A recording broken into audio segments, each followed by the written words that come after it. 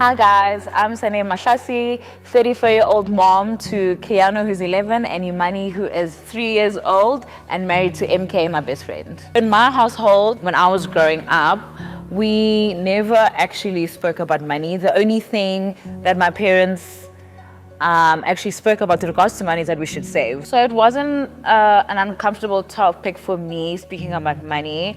But let's say when I did speak about money to my mom, she would direct me to like my dad.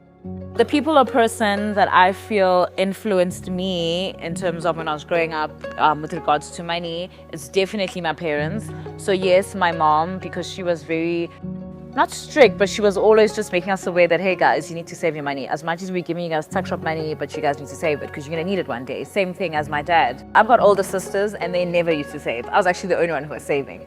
And that helped me because then from the tuck shop money that I get, I used to buy like airtime and like extra things. And that was all because I saved, because I listened to my parents. So I'm like a saver and spender. I'm like 50-50. So I'm also like, life is short, but then you should also save and be safe. Before I had kids, I was saving and living life as well. And obviously with that, the money was always coming to me and it was always for me. And then when I had my son, it was like a natural progression because, I mean, I didn't mind sharing my money with him or buying things for him. So it wasn't like a big shift in terms of like maybe changing my lifestyle. And then when the money came along, also the same.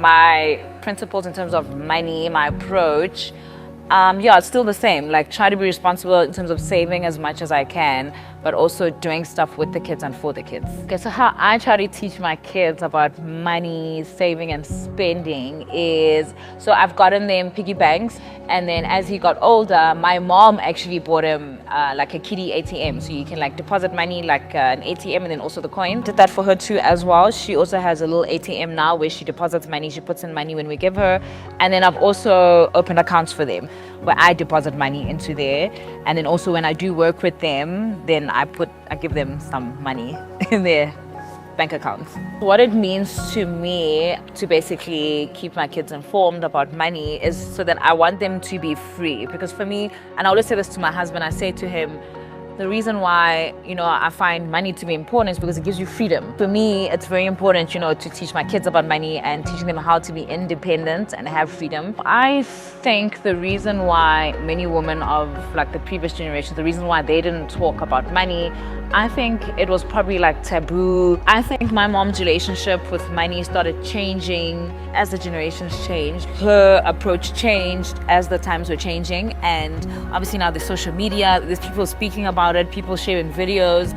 So I feel like also when she became a grandmother, she was not more relaxed, not to say that she was tense before, but I feel like she's just more comfortable with money and speaking about money, because even now she speaks about money with us. I definitely think that our generation has changed things, in fact everything when it comes to money.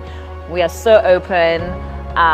We've got boss ladies, boss moms. As a woman you can own a business and run a business. Having the powerful female businesswomen, the boss moms, doing it for themselves, that is very important because it also just enables us and our kids to show them that, hey, you guys can also do it. Okay, so the tips that I would give to other moms in terms of teaching their kids about money is, start having the conversation when they're still young. I would say communication, and then also just enabling them. So, getting them a piggy bank, and then also making them work for it. So my son, he's 11 now. So I think it was 2 years ago when my husband and I implemented basically get to work for his money. So we'd give him chores, things that he does anyway. Having the conversation with them, and then also giving them the money, and then showing them what the money can do for them, I think is important.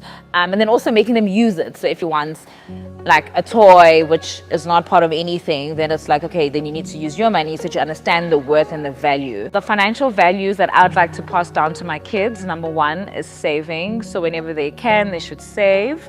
And then number two is invest. So my parents, we didn't really speak about that growing up, but what I did when I got my first job in corporate, that's the first thing I did. And then just my little tip or advice, this is for some moms in terms of for themselves and just females in general. I feel like everyone should have like their own safety nets in terms of, even if you're married, have your, you can have like a joint account with your husband, but also have your own cover, like cover yourself, cover your kids. For the rainy days, have your own investments. You always cover yourself in terms of cover yourself as a unit and as an individual for your family, then I feel like everything will be all right.